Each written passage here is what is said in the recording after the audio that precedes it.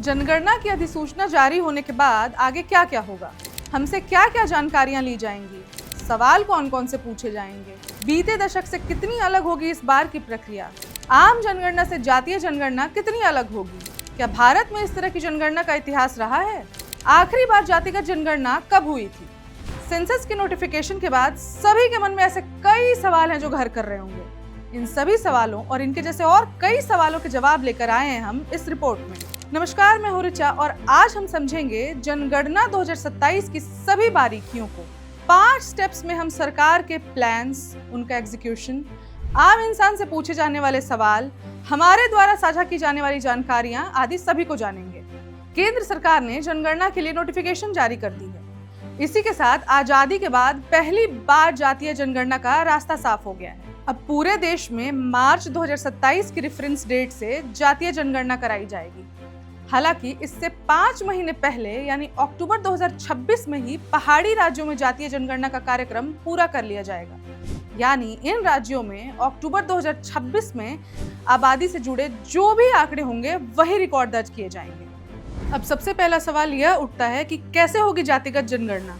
जातिगत जनगणना का मतलब है कि भारत में मौजूद हर व्यक्ति की अलग अलग वर्गों में गिनती। हर 10 साल में केंद्र सरकार पूरे देश में जो जनगणना कराती है उसमें जातियों के हिसाब से वर्गीकरण होगा।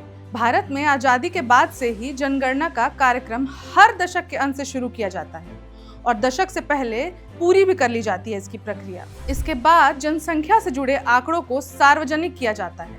1951 से लेकर 2011 तक भारत में लगातार जनगणना की गई है। जनगणना के साथ ही भारत में अनुसूचित जाति, अनुसूचित जनजातियों का अलग रिकॉर्ड प्रकाशित होता है। इनमें दलितों और आदिवासियों की संख्या रखी जाती है। हालांकि भारत में सभी जातियों को वर्गीकृत नहीं किया जाता, जिससे पिछड़े वर्ग में आने वालों की जनसंख्या अलग से तय नहीं होती है। दूसरा सवाल यह सामने आता है कि नोटिफिकेशन के बाद कैसे चलेगा जनगणना का यह कार्यक्रम। केंद्र सरकार एक जनगणना आयुक्त को नियुक्त करेगा जो पूरे कार्यक्रम की निगरानी करेगा। सरकार जनगणना अभियान के लिए निदेशकों की नियुक्ति भी करती है जो अलग अलग राज्यों में जनगणना की देखरेख करते हैं। राज्य सरकार भी केंद्र की मदद के लिए जनगणना अधिकारी नियुक्त कर सकते हैं। 1971 के बाद से जनगणना का मूल अभियान 2 चरणों में बटा हुआ है।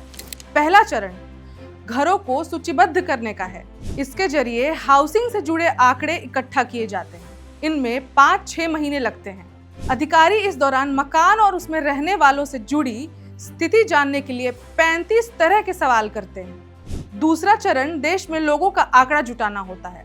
इस कार्यक्रम को जनगणना वाले साल इस बार 2027 के फरवरी महीने तक पूरा किया जाएगा, क्योंकि सरकार 1 मार्च को जनगणना की रेफरेंस डेट मानती है। यानी इस दिन तक देश की जो आबादी होती है उसे अगले दशक तक के लिए आधार बनाया जाता है। तीसरा सवाल यह है कि जनगणना करने वाले अधिकारी किस तरह के सवाल पूछेंगे, और ये सबसे इम्पोर्टेंट क्वेश्चन है। जनगणना का कार्यक्रम जितना आसान दिखता है उतना है नहीं, क्योंकि यह सिर्फ भारत में रहने वाले लोगों की गिनती नहीं है, यह भारत में कई पहलुओं को जानने का भी अवसर है। देश में कितनी आबादी है, इसमें पुरुषों और महिलाओं की संख्या कितनी है, साक्षरता दर कितनी है, किस धर्म के कितने लोग भारत में निवास करते हैं, भारत में प्रजनन दर कितनी है, अलग अलग वर्गों की आर्थिक स्थिति कैसी है, इत्यादि जैसे सवाल पूछे जाते हैं। जनगणना लोगों की ही नहीं बल्कि पूरे समाज के मूलभूत ढांचे को समझने का जरिया भी है। ऐसे में केंद्र सरकार हर बार काफी विचार के बाद अलग अलग चरणों के लिए सवाल तैयार करती है। पहले चरण में घरों को सूचीबद्ध करने का काम होता है। इसमें घरों से जुड़े सवाल पूछे जाते हैं। 2011 की जनगणना की बात करें तो उसमें भी 35 सवाल शामिल थे। इनमें कुछ मुख्य सवाल थे: घर किस तरह के हैं और किस हाल में हैं, घर में पीने के पानी की क्या व्यवस्था है, शौचालय है या नहीं, अगर है तो किस तरह का शौचालय मौजूद है, किचन किस तरह का है, उसमें खाना पकाने के लिए कौन सा ईंधन उपयोग किया जाता है, घर में फोन, टेलीविजन, कंप्यूटर आदि है कि नहीं, इंटरनेट की सुविधा है या नहीं, स्मार्टफोन कितने हैं और किसके किसके पास हैं, खाना किस तरह का खाते हैं और कौन सा अनाज ज़्यादा इस्तेमाल होता है। इसके जैसे सवाल 2011 के सेंसस में काफ़ी पूछा गया था। इसके अलावा लिंग, उम्र, धर्म, जाति, मातृभाषा, शैक्षणिक स्तर और नौकरी आदि से लेकर सवाल पूछे जाते हैं। अब चौथा सवाल यह उठता है कि इस बार की जनगणना कितनी अलग है। 1881 में जनगणना शुरू होने के बाद से 2011 तक नियमित जनगणना हुई है। कोरोना वायरस की महामारी के चलते 2021 में जारी होने वाली जनगणना को टाल दिया गया था। अब ध्यान देने की बात यह है कि 2021 के बाद से देश में सरकार ने कई फैसले लिए हैं, जिनसे 2027 की जनगणना सभी जनगणना से अलग हो गई है। केंद्र ने इस बार जातिगत जनगणना के आधार पर जनगणना करने का निश्चय किया हुआ है, यानी अब हर समान वर्ग के साथ अनुसूचित जाति, अनुसूचित जनजाति ही नहीं बल्कि अन्य पिछड़ा वर्ग की भी जानकारी जनगणना में शामिल की जाएगी।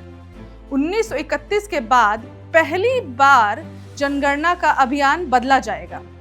सरकार को 2026 के बाद डिलिमिटेशन नहीं करना है। भारत में फिलहाल 1971 की जनगणना के आधार पर ही डिलिमिटेशन लागू है। सरकार ने सितंबर 2023 में महिला आरक्षण कानून को भी मंजूरी दी थी। इसमें कहा गया था कि डिलिमिटेशन के बाद देश में महिलाओं के लिए लोकसभा और विधानसभा में 33% सीट आरक्षण की जाएगी। इस लिहाज से यह जनगणना महिला आरक्षण को लागू करने का आधार भी बनेगा। अब आता है पांचवा और आखिरी सवाल, देश में आखिरी बार जातिगत जनगणना कब हुई थी? तो आपको बता दें कि देश में जनगणना की शुरुआत 1881 में हुई थी। पहली बार हुई जनगणना में जातिगत आंकड़े जारी हुए थे। 1931 तक जनगणना में हर बार जाति के आंकड़े जारी किए जाते थे। 1941 की जनगणना में जातिगत आंकड़े जुटाए गए थे लेकिन जारी नहीं किया गया था। सरकार के जातिगत जनगणना के फैसले के बाद अब सवाल उठने लगा है कि इसकी जरूरत क्या है। तो आपको बता दें कि कई एक्सपर्ट्स मानते हैं कि मौजूदा समय में देश की कुल आबादी में पिछड़ी जातियों की संख्या कितनी है, इसका ठीक ठाक अनुमान लगाना मुश्किल है। एससी और एसटी के आधार पर आबादी तो है, लेकिन ओबीसी आरक्षण का आधार 90 साल पुरानी जनगणना है, जो अब रिलेवेंट नहीं है। अगर जाति की जनगणना होती है तो एक ठोस आधार बनेगा, जिसकी संख्या के आधार पर आरक्षण को कम या ज्यादा किया जा सकेगा। जातिगत जनगणना की मांग करने वालों का दावा है कि ऐसा होने के बाद पिछड़े और अति पिछड़े वर्ग के लोगों की शैक्षणिक, सामाजिक, राजनीतिक व आर्थिक स्थिति का पता चलेगा। उनकी बेहतरी के लिए नए नियम और नीति बनेंगे। वहीं इसका विरोध करने वाले कह रहे हैं कि इस तरह की जनगणना से समाज में जातीय विभाजन बढ़ जाएगा। इसकी वजह से लोगों के बीच डिफरेंसेस बढ़ेंगे। अब सरकार के इस फैसले पर आपकी क्या राय है, हमें कमेंट में जरूर बताएं। ऐसी ही और जानकारियों के लिए देखते रहें वन इंडिया। धन्यवाद। Subscribe to One India and never miss an update. Download the One India app now.